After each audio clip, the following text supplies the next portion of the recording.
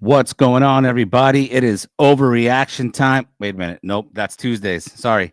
Overreaction time is on Tuesdays. It is Thursday, November 21st, 2024. And we are all here together. You see this distinguished panel on the screen right now. We are on the screen. We are here to talk about Jon Jones's place in the pound for pound rankings. I'm your host / moderator, Simon Samano. And as you can see, look at the guys I got with me here. Next to me, we've got Gorgeous George from MMA Junkie Radio. We've got Matt Wells in the Big D. We've got Goes from MMA Junkie Radio. And out in Toronto, the Great White North is none other than the media titan, Mike Bond. Guys, we've got a lot to talk about because this was a big week. And we knew this was going to be a big week coming out of UFC 309. Why? Because Jon Jones was back, and he was back for the first time in 20 months.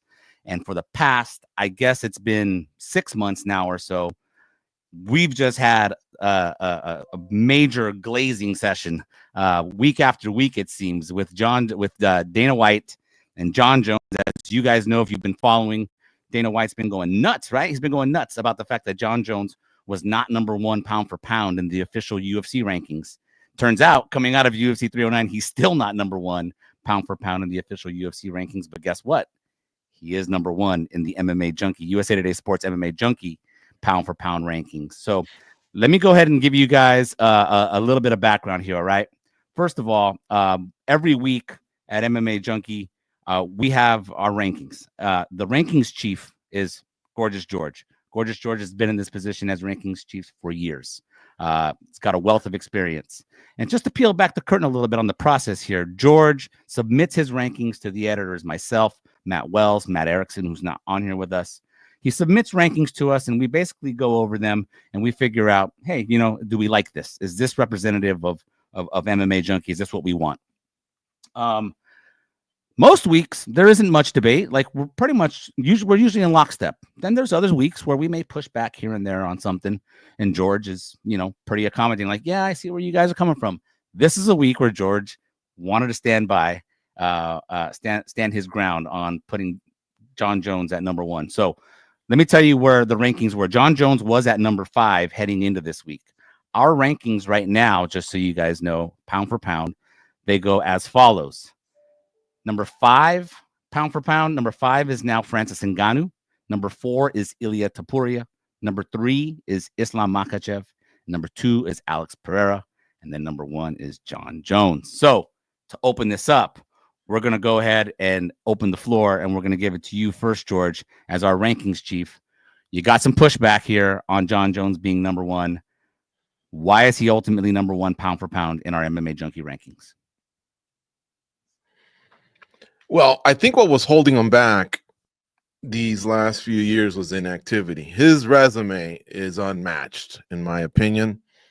He has, no losses that I count as what we consider ass kickings. He took his L on a technical loss years ago, and I won't even get into should it be overturned because that's ridiculous. Honestly, it was a loss, and now that rule's different. But he has accumulated a resume that when we compile like the best fighters, we go, this is the best flyweight, this is the best bantamweight, featherweight.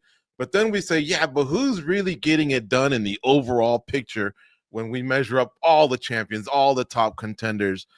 And let's not forget, we're going to talk mostly UFC here, but I look at all the fighters from, over the years, going back to Strikeforce and Bellator, won championship, Invicta, PFL, used to be WSOF. So I take a look at all that. But yeah, when we get to pound for pound, we're basically now just nitpicking, right? We're saying they're all awesome, but who really is at the top? And Jones just kept racking up wins after wins after wins versus other great fighters. Title defenses. What distinguishes the great fighters from, or even great champions from champions, is those title defenses. Just take a look at the top 30 that we did at MMA Junkie last year. When we get, I don't know if you guys know it off the top of your head, but I bet you one of you quotes it. It's mostly those fighters that had title defenses at the end. That's what made them so legendary. And those are the toughest fights. And so Jon Jones had 11 as a light heavyweight. I didn't like the time off that he took. I mean, heck, I had to pull him from rankings itself. And it sucks because when someone's not retired, it's almost like a disservice to say they're not one of the greater fighters, right, in our sport. But we had to. Some rules are rules, and he had just not been fighting for 3 years. But when he came back, he took his talents to another weight class, and he showed me, hey, I can get down as a light heavyweight. I'm the greatest light heavyweight ever, but my skills transfer to heavyweight as well. Cyril Gane was a formidable opponent. He wasn't the incumbent. He wasn't the linear. No, Ngannou left, but Jon Jones went out there and smashed Gane pretty quick. And then he comes back, 2 years later, almost 2 years later, 20 months to be exact, and faces the greatest heavyweight of all time. Not in his prime. I'm not going to lie to you guys. Never. Certainly not in his prime. In his prime, for sure. But he did go out there and made him look like someone who didn't belong in there with him. And so now he's got recency, and so the reason he was at 5, let's not forget, was he was higher up. He dropped because he was in. He was number 1 at some point. At some point, he was 1. I start to move fighters down as we start to approach 2 years in the normal weight classes, slowly, because at any moment they could step in, and that's what was happening with Jon Jones. Not because he was losing or anything, and other fighters were just doing greater things. But now that he's active, he's got it all, man. He's got it all. He's got it all. Okay. Well, as I listened to you talk there, George, what I heard mostly was a goat conversation, a greatest of all time argument. Matt Wells, what's your reaction to what George says there? Can't hear you. You're on mute, Matt. See if Matt's nope. We're gonna have to fix the audio. We're gonna go to Mike. Mike, what's your reaction to what George says there, or where you stand here? Where are you, by the way? You should actually say this first and foremost. Do you think Jon Jones is number 1? I do, pound for pound, as of today, but this changes frequently, and it could be 8 weeks until Islam Makhachev fights, if that's indeed when he fights again, where he could take that spot back. But I was there when this kind of thing all incepted, right, with Dana White. It was at the UFC 302 post-fight press conference where Jose Youngs asked Dana White, where does Islam rank among the best lightweights of all time? And he decided to respond with a whole pound for pound spiel about Jon Jones. And my follow-up was just like, if you don't think Islam's number 1, what would make him number 1 in your mind? And basically he said nothing. But I, at that time, thought Islam was number 1. I mean, he's beating Alexander Volkanovski twice, who is number 1 pound for pound. Both times he beat him. When he beat Charles Oliveira, I believe Charles Oliveira was number 3. I think when he beat Dustin Poirier, Dustin was maybe like 14 or 15. So he has a lot of these relevant recent wins. The only thing he is lacking, in my mind, which led to him being bumped out right now after Jones's win over Stipe Miocic, is the 2 weight class success. And we are talking about pound for pound, right? That is, how does things translate across multiple divisions? I don't think anyone would sit here and argue that Islam couldn't beat a lot of top welterweights. Would he be number 1? I don't know. That would remain to be seen. But I think his skills translate very well in that regard, but he hasn't proven it. Alex Pereira and Jon Jones are the people in this conversation that have actually proved it. So that's where Jon, I think, gets a big tip of the hat. I know you can mention, Stipe being old and Cyril Gane maybe not showing a complete skill set at that time, but I think the way Jon beat them, finishes, wasn't really in trouble at any point. It showed a completeness to his game.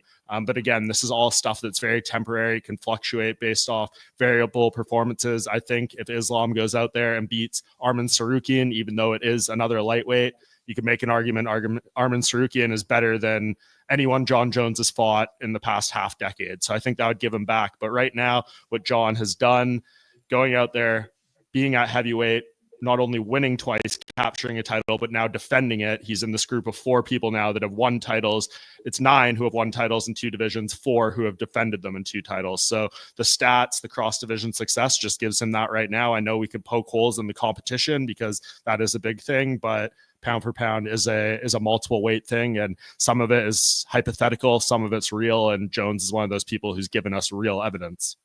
Okay, let's continue with someone else laying out their argument here. We're going to definitely react and respond to what a lot of us are saying here, but we got to know the groundwork for where everyone stands. So let's go to Matt. Is your audio good? I don't know. Is it? Yes, it is good. You're back. Good? Okay, Matt. Hey. All right. All right. Let's go to Matt. Matt, where do you stand? Is Jon Jones number 1 for you? And state your case on how you reached your top 5. No, Jon is not number one for me, mainly because of the inactivity, right? To your original question before Mike went, it did sound like a GOAT conversation that George laid out for us, right? Because when you consider where we landed with Jones before last week, we had him at 5, right? So we considered all of the past accomplishments for Jon Jones leading into the fight with Stipe Miocic, and we decided that, hey, 5 is where he should land based on the activity level and thing like that, his past success. And then a win over Stipe Miocic, 42 years old, coming off of a KO loss, should not vault him all the way up to number 1, in my opinion, especially when you consider his level of activity is lower than anybody else on the top 15 and our honorable mentions, like by far, right? Depending on how far you want to go back. If we're talking like 24 months, then he's got other people that are kind of like right there with him with just 2 and 3 fights. But if you want to go back to when he left light heavyweight, it's not even close. I think the next person closest to him in terms of number of fights, Jon with 2, and then the next person I believe has 5, and that's Francis Ngannou, who left MMA and went and had some boxing fights and came back. But in terms of activity, that's the biggest thing for me. And his quality of wins, I mean, yeah, they're solid names. And Stipe Miocic, Cyril Gane was the interim champion of that division. But I mean, we're talking when we actually look at the matchups and what they were for what they were. Cyril Gane has an obvious hole in his game, right? I don't want to get too far in the weeds about the matchups themselves, but obvious hole in his game. Stipe being 42 and coming off of a KO loss. I think the other people ahead of him, like your Alex Pereira, like your Islam Makhachev, like your Ilia Topuria, had far better wins in the past couple of years. Impressive stuff. Whereas Jon just came back, took 3 years off. I mean, let's not forget, guys, he told Francis Ngannou to his face he needed 3 years to get ready for him. So, I mean, there's a whole bunch of things like that where I just can't vault him that far up just for a win over Stipe Miocic, especially considering, where we had him coming into that fight. Matt, quick question. If Jon and Stipe had fought last year when they were supposed to, and we didn't get this 20 months between, and it was 7 months between when Jon beat Cyril and then fought Stipe, would this change your outlook on the whole thing? Maybe a little bit, but not too much. I didn't really buy into the whole argument that, that Dana and Jon was trying to put out there during fight week that, hey, this fight was already booked, so we had to keep it as long as we could. I mean, how many times have fights fallen apart when an injury took place?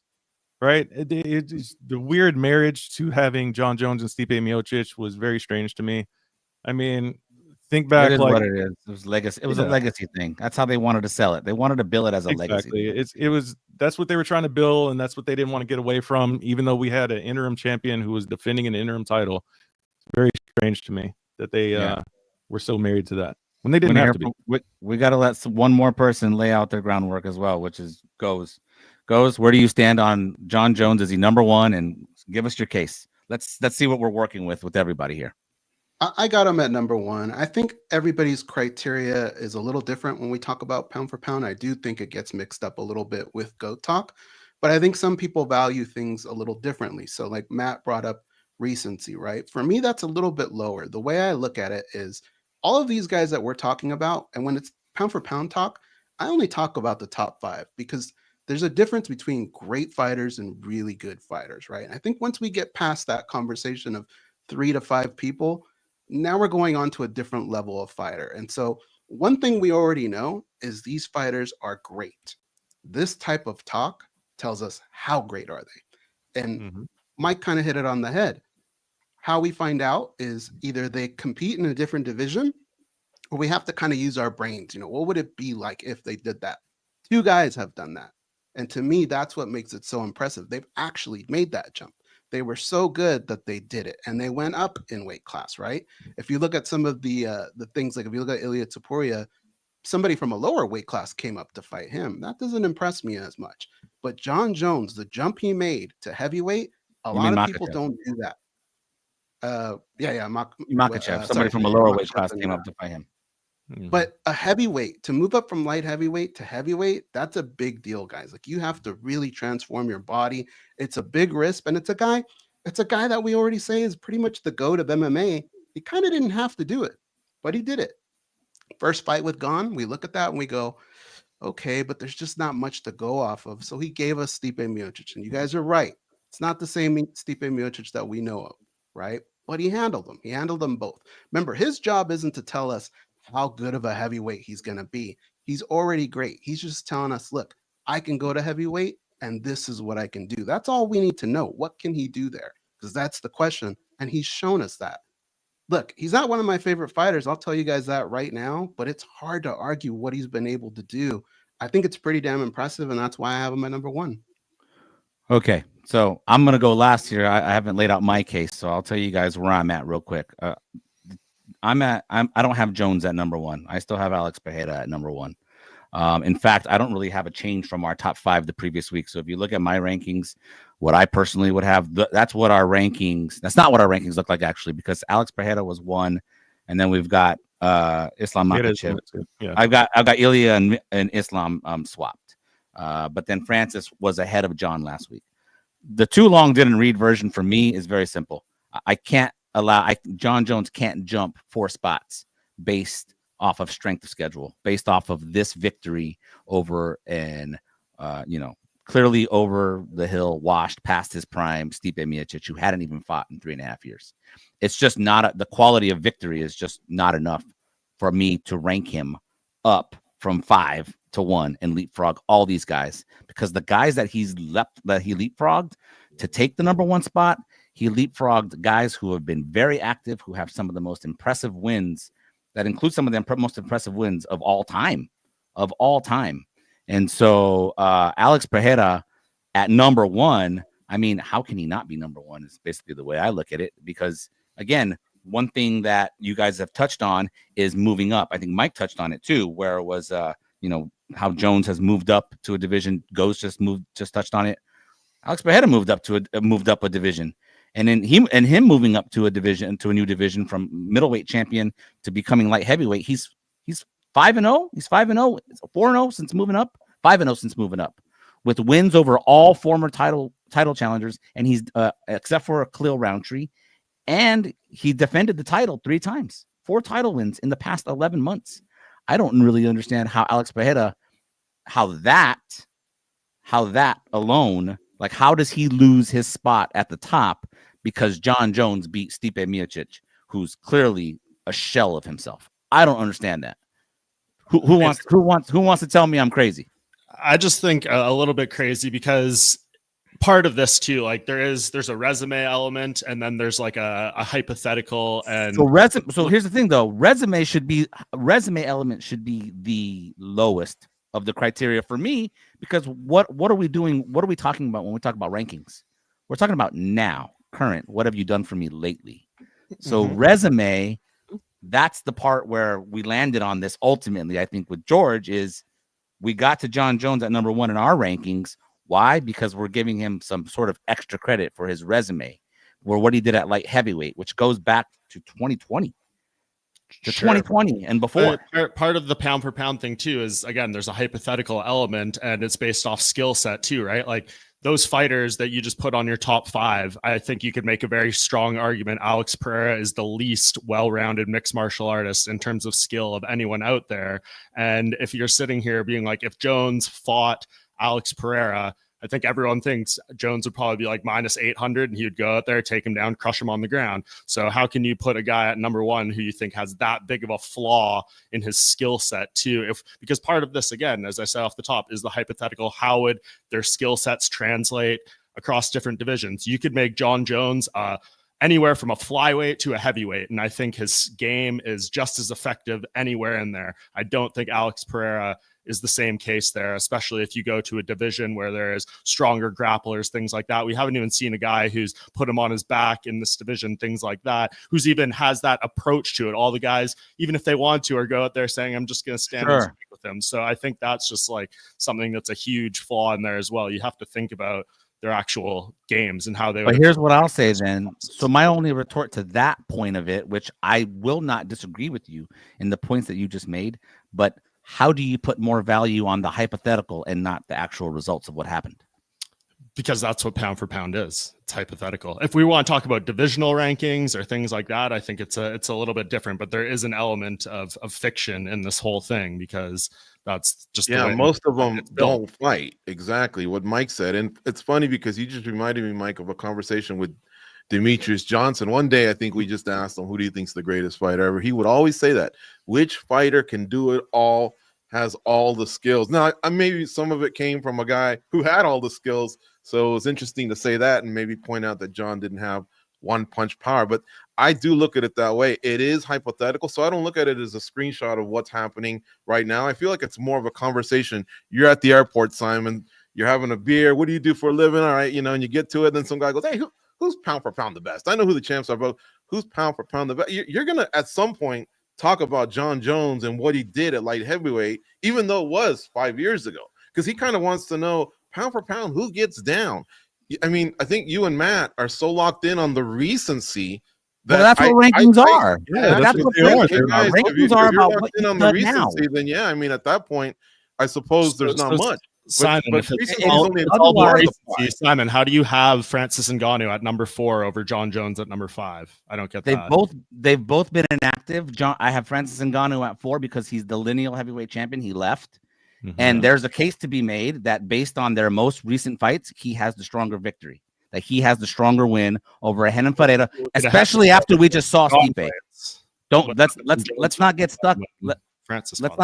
Let's not get stuck on the name Stipe Miocic. Look at the Stipe you just saw in the cage against Jon Jones, who took 3.5 years off, and you tell me if you think he holds up well against Renan Ferreira.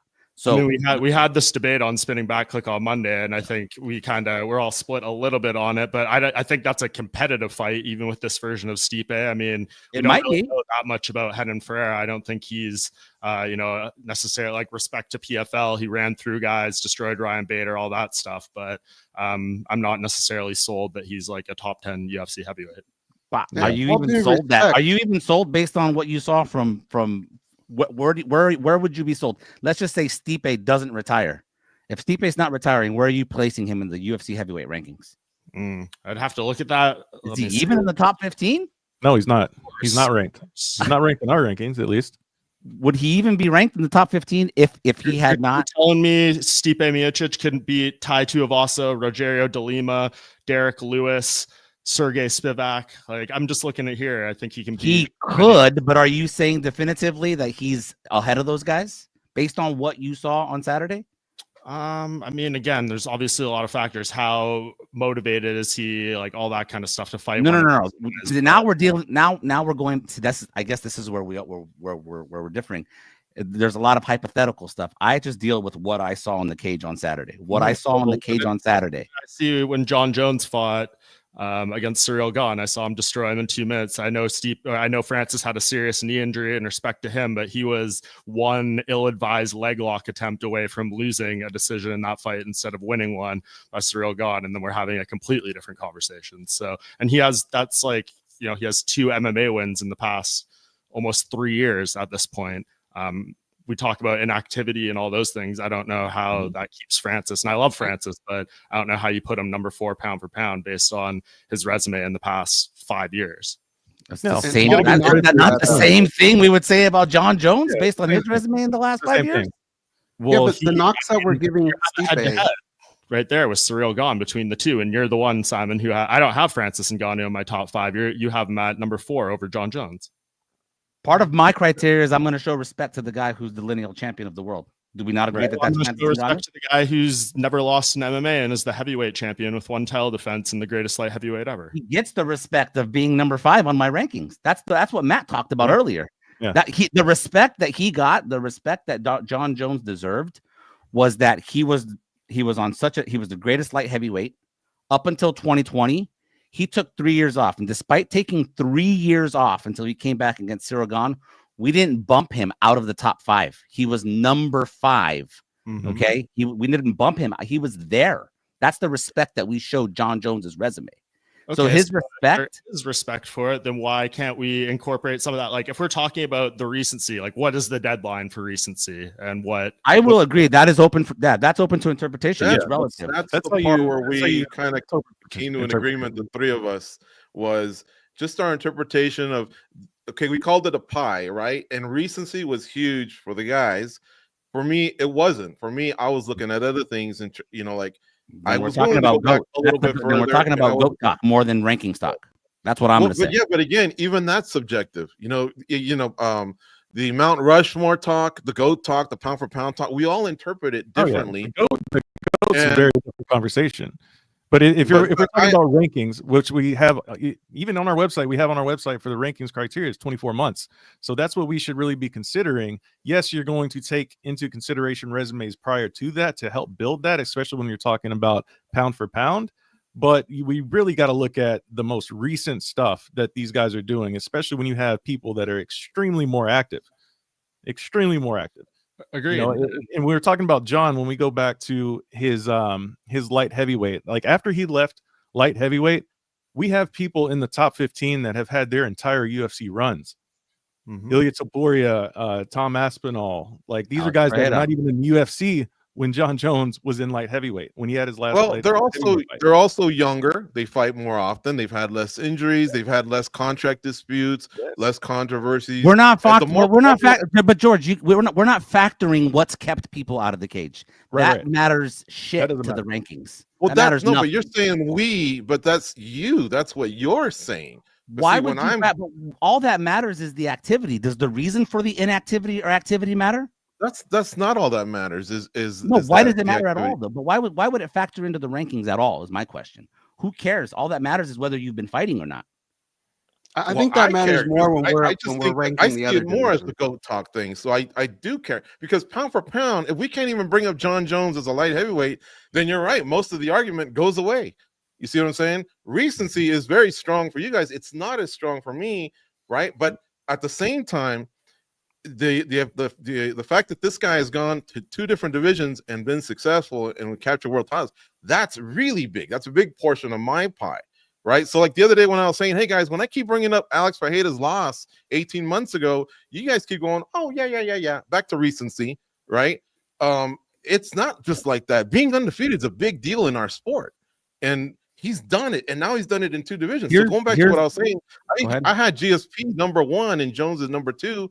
And if you would have went back to a year ago, whenever we did this, we said, well, GSP got it done in 2 weight classes. I'm willing to forego the 2 losses that he had, which he made up, one in the trilogy and one that he brutally knocked out Matt Serra. We didn't need to see a trilogy over Jon Jones. And Jon Jones carried a little bit of the, I guess a little bit of the baggage, right, from the allegations that he's had with PEDs. But once Jon Jones got that second one, well, then that trumps everything that GSP did. Now it's a different thing, right? Because that's more. I'm not even care about that. That's a GOAT conversation. Kind of having a little bit of that. It's a hypothetical, like you guys said. So it doesn't need to have this recency thing where you hold it to the last 18 months, 1 year, or anything like that. Let me respond to that then, because here's the thing that so you guys can understand. So the respect that I have for Jon Jones's resume is the fact that he's even still in my top 5, because I'll hold it's part of the criteria. You guys are clearly putting his entire resume. It sounds to me like it's priority number 1, just about as far as even for this pound for pound ranking, like. And again, I'm just going to say this. It sounds like you guys have a GOAT criteria and a pound for pound criteria that kind of are in lockstep with each other. Now, that said, here's the thing with Jon Jones, okay? Jon Jones's career has not been continuous. It has had major gaps in it. And the biggest gap that it had was the 3 years that it took from 2020 when he beat Dominic Reyes up until fighting Cyril Gane. Did he, though? Say it again? I said, but did he beat Dominic Reyes? Well, but he beat Dominic Reyes, right? But I'm going to deal with results. He beat Dominic Reyes, all right? So from that time to the Cyril Gane fight was 3 years. And in those 3 years, we had so much happen. That's why he fell out. Now, John, I thought Mike brought up something earlier that I thought was interesting. You asked Matt earlier if Jon had fought last November against Stipe. Where would we fall on this? Now, if Jon had fought in March of 2023 and beat Cyril Gane, and then 7 months later defended the belt against Stipe, clearly you fight twice in 1 year. You're definitely an active fighter. We've been debating whether or not Jon's is even an active fighter because he had the 20 months. Doesn't matter why. He got injured, but he's been out. Okay. if that had happened, Jon Jones probably beating Stipe last November, he probably would be number one. But guess what would have happened since then? What would have happened since then? If you look at Ilia Topuria, for instance, who I have ahead of Jon Jones, the dude just knocked out Alexander Volkanovski and Max Holloway after that. If Jon is inactive for a year, are we not going to push Ilia Topuria above Jon Jones after knocking out perhaps the 1 and 2 greatest featherweights of all time in their primes? Mm-hmm. So you guys make it seem like Jon Jones can't move from number one at all from this point moving forward until he retires. That's definitely not true. I said off the top that I think if Islam goes out there and wins, he bumps back up, and it's kind of ever evolving, right? And it's like, if you look at it here too, of the top 3 that most people have, say we get all these fights next, like say we get Jones versus Aspinall, which is what we all want, and Pereira versus Magomed Ankalaev, and then Islam versus Arman, and they all win. How are you guys doing it? Like, say they all win in a similarly convincing fashion, all finishes or something. Like, I think that's a tough one on there too, of how you adjust it. So it does get updated after each of the fights, in my opinion, depending on the performances and everything like that. But I do think it, at the time off for Jon, like, my thing is, if we had him at 5, you're clearly holding him there to some, even during all that time off, because of what he's done up to that point, right? You're not moving him completely out. And then once he's back and active, we gave him the respect of moving him back up. And I think that's what a lot of other people did too. But I think you still give other people a chance, depending on their wins and their performances, to slide up past him. I don't think he's concrete in that spot. Jon Jones would have had the opportunity if we had kept him at 5, or say we moved him to number 4 ahead of Francis. Jon Jones would have had the clear opportunity to reclaim number 1 if he beats Tom Aspinall, or if he even beat Alex Pereira, who clearly was our number 1 guy.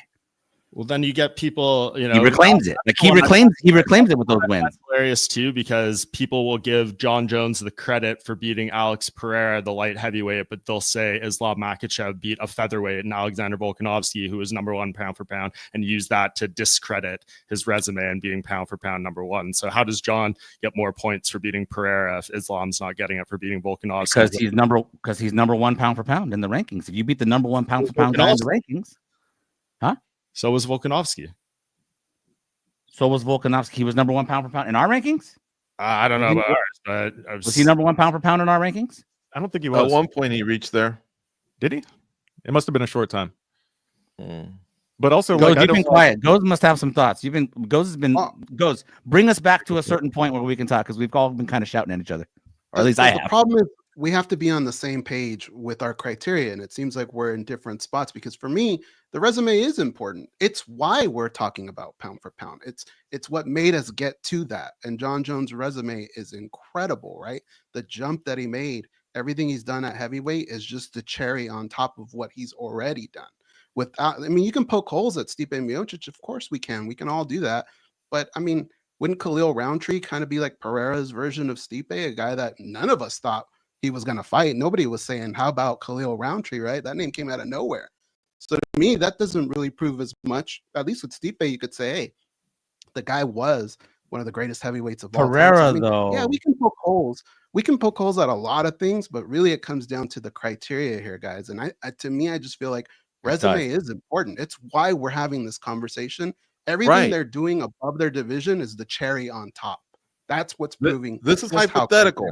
Everything this is hypothetical. Most of them don't face each other at all. Except They're if we're lucky, we get to see it every once in a while, but most of them don't face each other. That's why we do give it a longer lifeline, right? I want to address Sam in the chat. He says people are confusing GOAT with pound for pound. Not really, or at least if he's talking about me, no. Yes, because if I was, then I'd be saying Anderson Silva, Demetrius.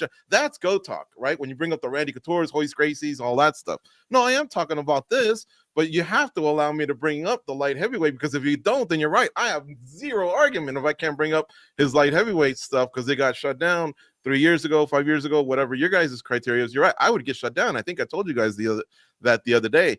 But this is a hypothetical division. And so therefore, I take those things into consideration, and we can poke holes at anything. Like, yeah, okay, Alex, this kind of makes it sound like we're haters, and we're not, guys. Chat room, anyone that's watching, because we respect all these guys and gals that get down. It's just that we have to nitpick, right? And I will say this: Pereira's lost twice. Jon Jones has never lost. Pereira didn't defend middleweight. Jon Jones has now defended 2 weight classes. You know, Pereira also fought Yuri twice. That didn't need to happen. Why not Ankalaev? Yes, I know some of this is out of his reach. Some of this has to do with the politics and Dana White not having the other guy, fight Pereira for whatever reasons. But I'm just saying that when I'm looking at the paper, I'm looking at the resumes, those are some things to factor in. From the Makhachev side, 2 of his title defenses at one point, the first 2 were a featherweight. All right, one that kind of gave him one hell of a fight, and the other one was on 10 days notice. So we can poke holes, all day long, but I still think when you talk about Topuria and Makhachev, with them not having any success in another weight class, man, they're almost like the last ones to be talked about. So this is essentially the difference then, I think, between us, George, is I don't think you could possibly, and maybe I'm wrong. What do you think is the stronger resume? And this is in the same amount of time, basically. Is it stronger to have beaten Cyril Gane and Stipe, or is it stronger to have beaten Jan Blachowicz, Yuri Prochazka, Jamal Hill, Yuri again, and Khalil?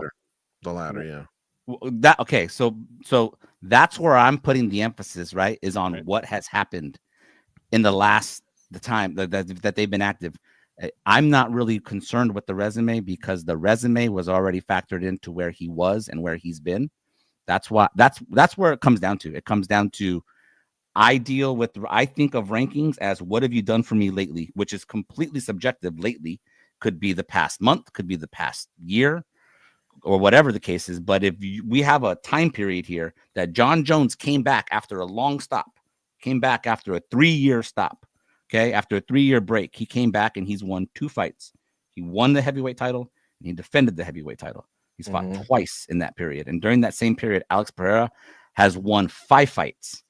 And 4 of those are light heavyweight title fights, and 3 of them are light heavyweight title defenses. Goes just said that's the chair, like going up a division. Going up a division, right? And he's going up a division. If you admit, that's why he's my number one.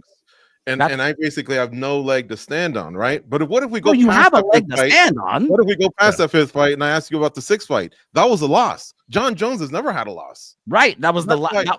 My criteria is different. I tend to think of the whole resume in this hypothetical weight class of pound for pound. And so in doing so, then I would imagine you'd go, ooh, touche.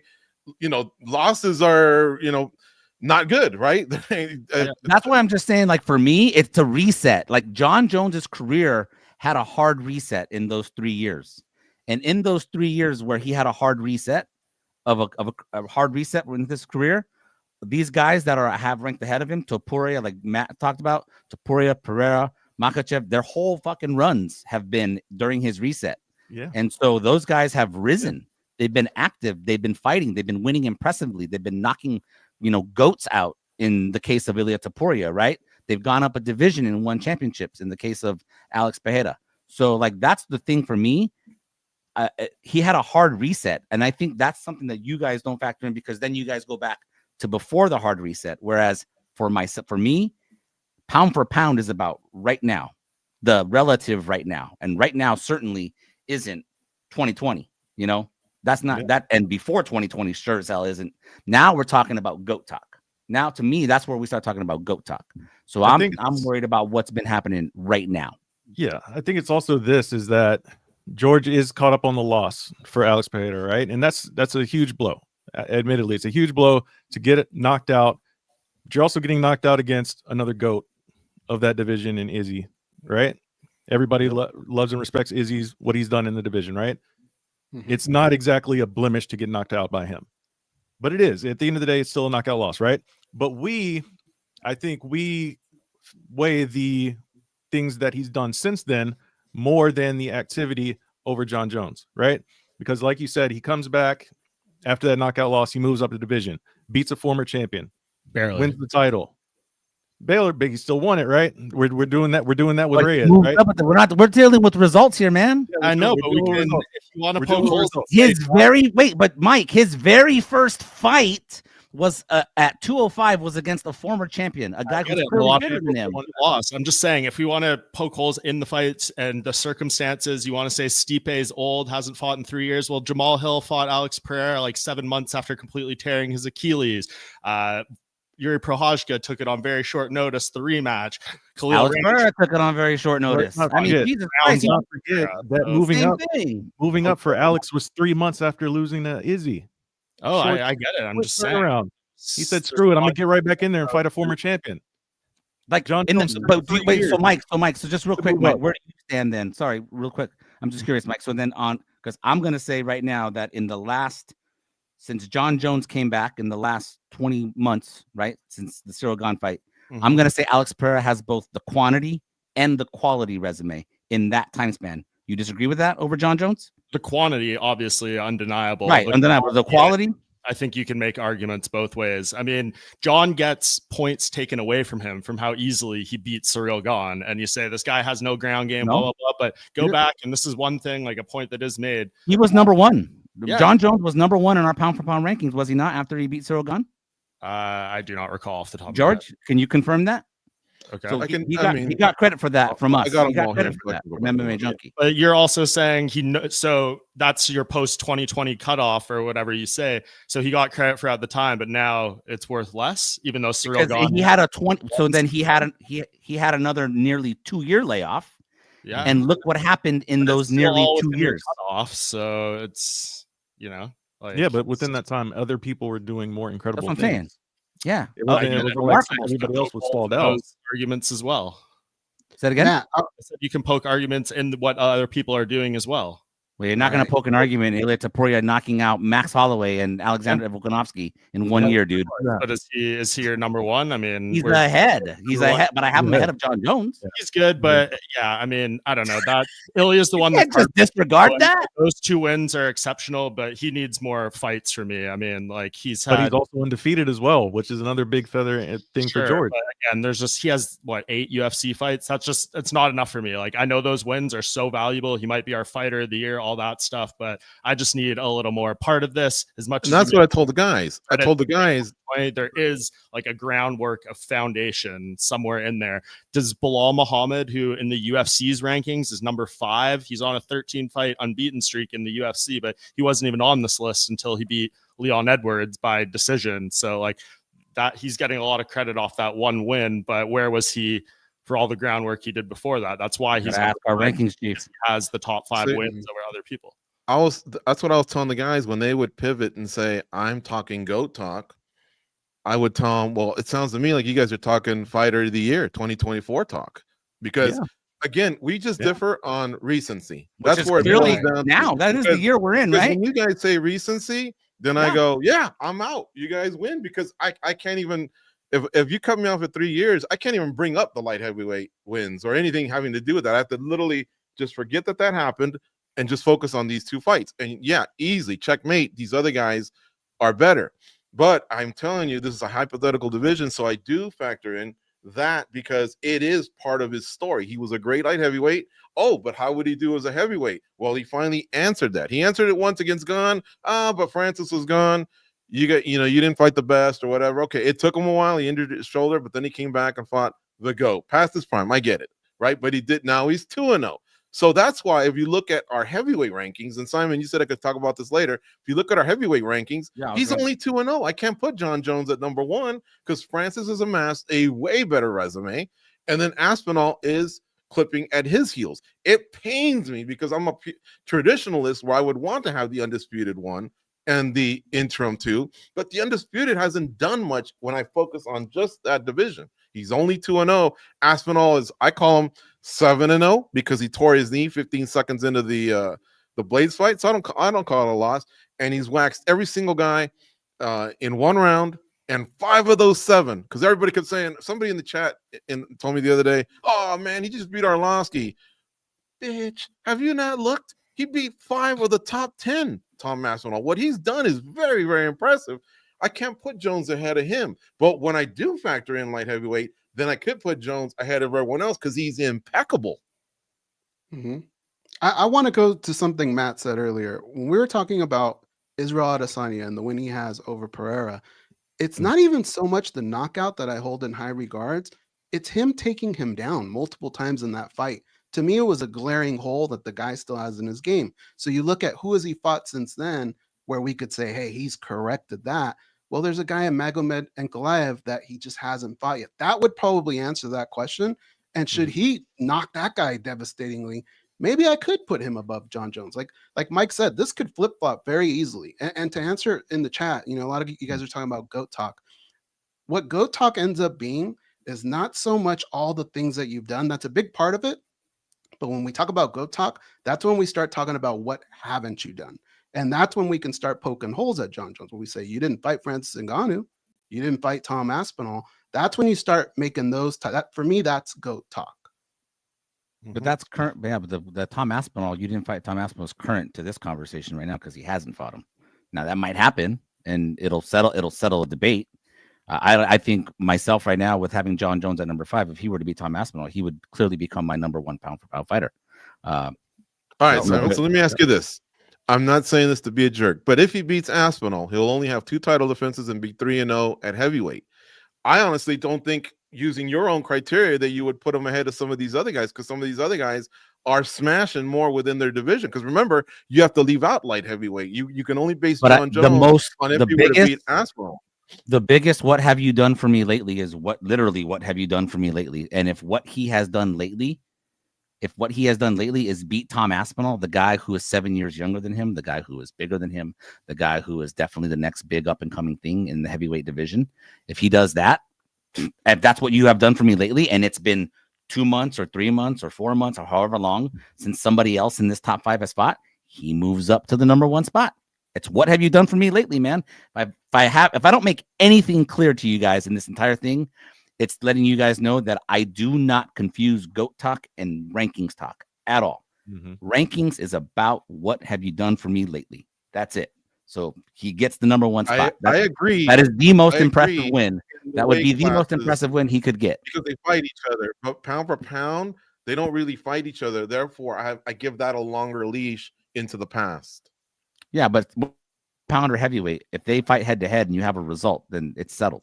Because how am I going to prove? If you tell me, don't bring up 3 years ago, then I can't bring up the fact that Jon Jones had skills that translated at light heavyweight and heavyweight, because you would be cutting me off. I wouldn't be allowed to bring those up. You have to allow me to bring that up, because I am allowing you to bring that up. I absolutely am. I think the only difference that myself and Matt have with you guys is to the degree that we are bringing it up. Matt and I are saying we had already factored it in. We already respected it enough that he didn't take a huge tumble in the pound for pound rankings while he didn't fight. That you're saying no, but that's really what matters right now is what he did 5 years ago. That's what you're saying, and what we're saying is it matters. I checked, by the way, what you guys asked, and he was number 1 in March of 2023. Volk was 2. So I checked, and that was the case. And again, I'll just say he dropped because of inactivity, but now he was active. But now I guess the argument is he just didn't fight the best. Okay, I get that, he didn't fight. That's why, and that's why. So like said and done or whatever. But when it comes to pound for pound, I think it does require for you guys to look a little bit more into the past, because see, when you leave a division, if you don't come back to it, that's what Amanda Nunes did. There was a time where like, oh man, but you haven't fought at bantamweight in a while, because she was busy trying to do the featherweight thing. And then when she went back, oh man, you're letting this division go. You can't be in 2 places at one time. And so that way, I think that's why you have to cast a bigger net when it comes to looking at what they've done in this talk. Now, when it's within the own division, then yes, you have to say, hey, look, you got to stay more active or whatever, because otherwise you suffer within this. But I would just appeal to you and Matt to look a little bit further in your pound for pound, because it's a hypothetical. I can't. It's rankings. I can't. Go, Matt. You have something? Yeah. So George, let me ask you this: assuming everything else stays the same between now and when this hypothetical fight takes place, let's say 4 months from now, Jon Jones, Tom Aspinall is booked. They fight. Tom Aspinall knocks him out or wins the decision. However, to say he wins, everything else staying the same in the pound for pound rankings. What do you do with Jon? What do you do with Aspinall? Pound for pound. We know what it does to the heavyweight division. Obviously, Tom would be number 1. But in pound for pound, where would Tom Aspinall be? Just to give more context, are Islam and Alex Pereira both winning their next fights? Yeah, everything else stays the same. Everything else stays the same. Okay. Well, do they fight or do they not fight? Yeah, no. Yeah, I think Mike is asking, are you saying that Alex Pereira? He's wondering, does Pereira also beat Ankalaev, and does Islam also beat Sarukian? Okay, Let me change it then. Let me say that's the next fight out of anybody on the pound for pound list. Nobody else. The next fight. Okay, if it was the next fight. Yes, let me clarify that. The next fight is All right, Tom Aspinall versus Jon Jones, and Tom wins. What do you do with the? This is how my mind works. This is Saturday night. It just happened. I'll always take a look just to kind of prep my mind for what I'm going to do or whatever, what I'm thinking. And the first thing I want to do, if possible, is reflect the head to head. Sorry, real quick, just so everyone. Go ahead. Hold on. I was just going to say, just so everyone knows, for the context here, Aspinall is currently number 11 in our pound for pound. So this hypothetical, if this was the next fight and none of the other guys in the top 5 fought, if Aspinall at number 11 pound for pound beat Jon Jones at number 1 pound for pound, where would you put him? Okay. I think right off the bat, I would tell you that Aspinall would go to 5. Jones would go to 6, and Ngannou would go to 7, and then the other guys would drop to Aspinall's current 11. So I would make Aspinall ahead of everyone but Pereira, Makhachev, and Topuria, and I would reflect him ahead of Jones.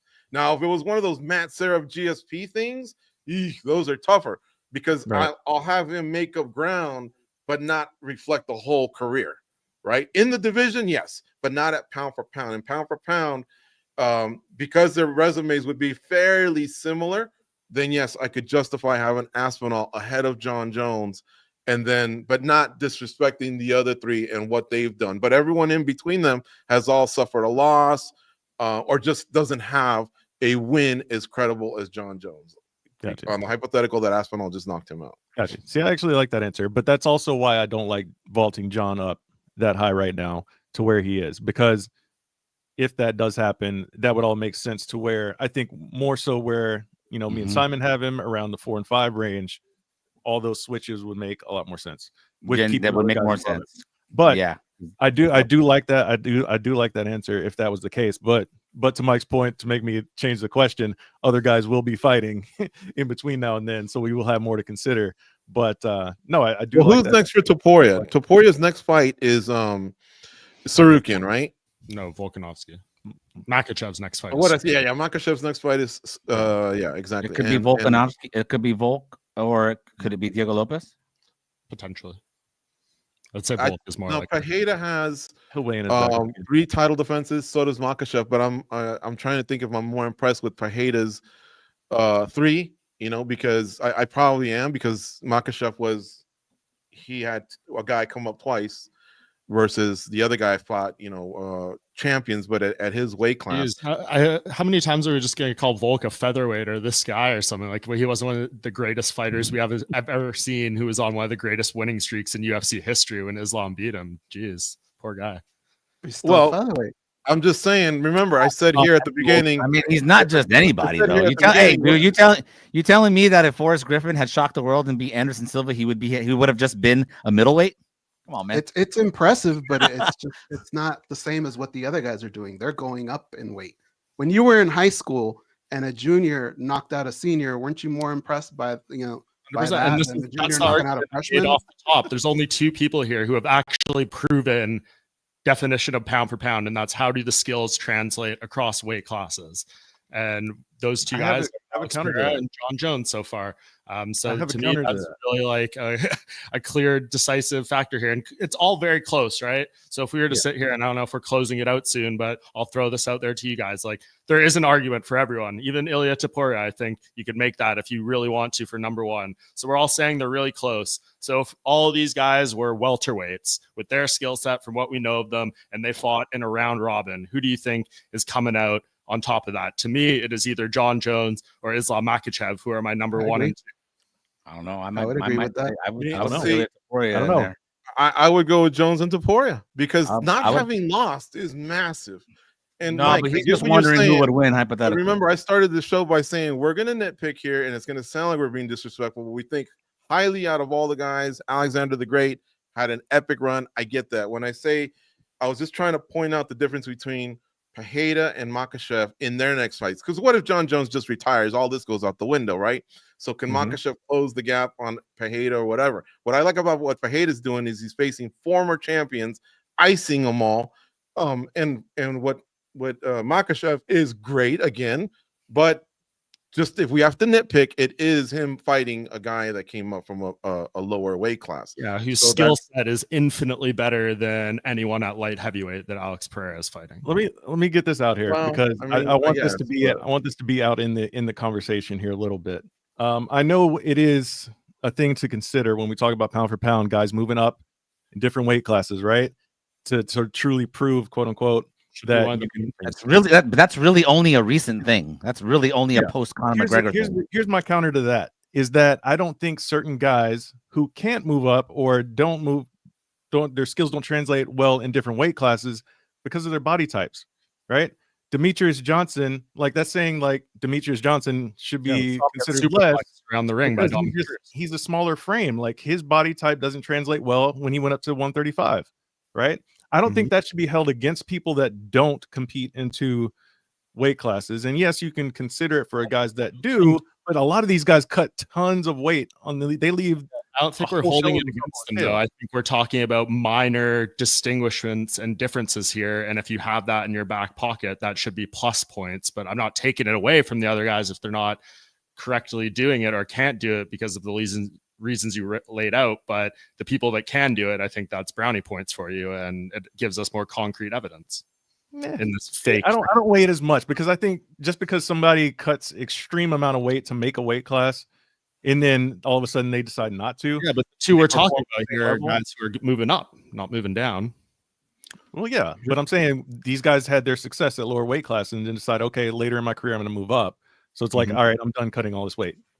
Sure, So- but it's not like they're doing it against guys who are infinitely smaller. They're doing it Right. against- No, I agree. I'm just saying I don't agree with, I guess, weighing it as much when we're talking about that conversation compared to other people that have bounced in between weight classes. Yeah, it's a nice thing to talk about and add to the conversation, but I don't think it should be quote like a detriment to the guys that don't, because some guys, their body types just simply don't allow it to compete against the other guys. No, I'm that not calling are it the top a of their detriment. division. It's an advantage for the ones who have. It's a plus, not a minus to the other guys. I see that. It is a plus. Yeah. But I think it's a sort of, it's just a plus and a cherry on top sort of a thing. Yeah. I don't think it's like I said, it doesn't factor in as high to my rankings in general, not just pound for pound, but rankings in general. I mean, you're just getting into, was this more impressive than that? Was this win more impressive than that? Like, that's really what I'm getting at, probably more than anything here is, was this run? What have you done for me lately? Like, that's why Jon Jones is not number one, just so I can be crystal clear. Like, Mike is right. Like, and if you hold this as your criteria, then great. Yeah. All 5 guys in the top 5, the skill set, obviously Jon Jones has the best skill set of all 5 of those guys, right? He's an all around great fighter.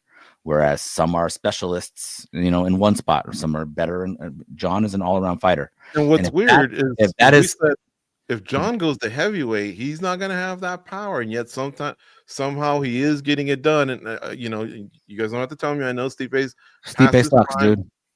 Well, again, I mean, I'm just gonna say it, man. What Come on, about Cyril Gane? He's an interim champ in his prime, and he made him look like nothing. Say it again. Without having power. What about Cyril Gane? He's a former interim champ. We gotta go over that again. He was number 1 when that win happened. He was number 1 after that victory. We're not right. Even but my point was just that with Jones, one of the things that we said might hurt him was if he were to move up to heavyweight, not having power will. He was rewarded accordingly in our rankings when he got the number 1 spot after beating Cyril Gane in the first round. He was rewarded accordingly. He fell because of his inactivity accordingly. Maybe you would argue that he would fall farther if he wasn't Jon Jones, but he fell and remained in the top 5. And when he came back, he fought a 3.5, a Stipe Miocic who looked like a shell of himself. And he destroyed him. It's not like he did destroy him. He picked him apart for 3 rounds and finished him. He did what he was supposed to do. He did exactly what he was supposed to do.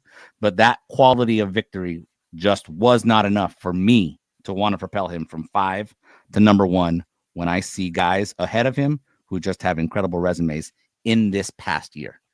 Simple as that.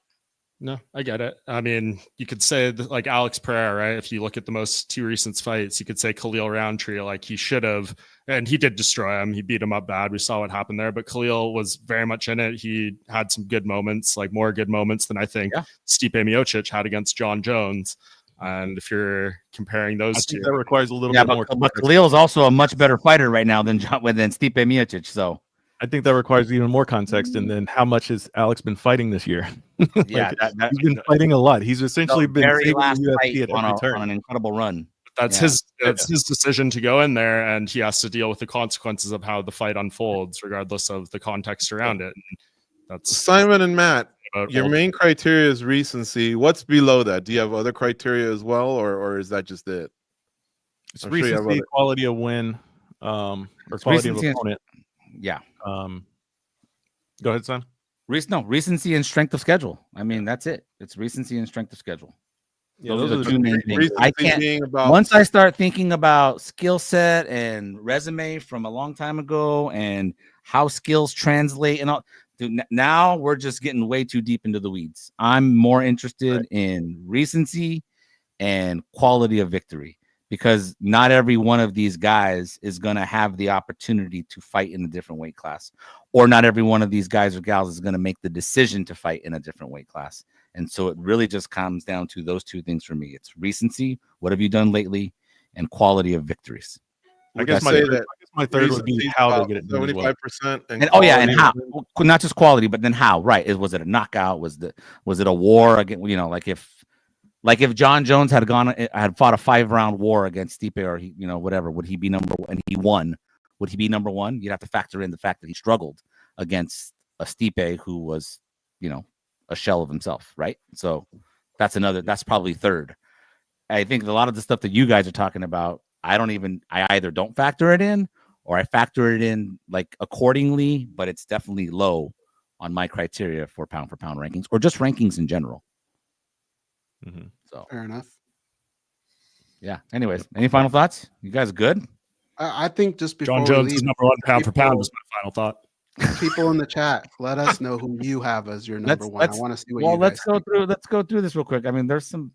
I was flagging them for a while, but you guys have been awesome, and even the ones who've been taking shots at me and Matt. Yeah, you guys have been awesome. Simon, you should close it out by asking: has anyone after this hour and 3-minute conversation made any changes to their list whatsoever? Have we convinced anybody? Have we convinced anybody otherwise? I would be curious to know. Patrick Muteba says Jon Jones. What else you got for me, Cold Coffee? Anything else? Jones from West Coast. Jon Jones, greatest cage fighter. I mean, we're not talking about greatest of all time. We're not having a GOAT conversation. We're not having a GOAT talk. We're not having a GOAT conversation. He just happens to be both. Oh, there's an Islam. Okay, that's interesting. Islam. All right. Interesting. So, I will say this. The other day, if you guys told me you can't do Jones, remember I was basically going Jones versus Ngannou, Jones versus Topuria. I would say that out of all of them, Topuria had the strongest argument, because when you guys talk about recency, his 2024 has been brilliant and he's got the impeccable record.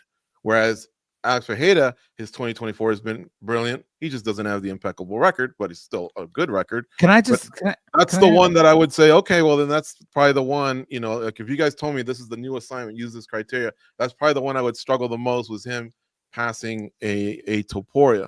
So I'm clear too, George. Sorry. So I'm clear. Are you saying recency just isn't like number one or the main part of your criteria for pound Not in pound for pound. Not for pound for pound. The other weight classes, yeah, of course, it has to be what have you done, for me lately.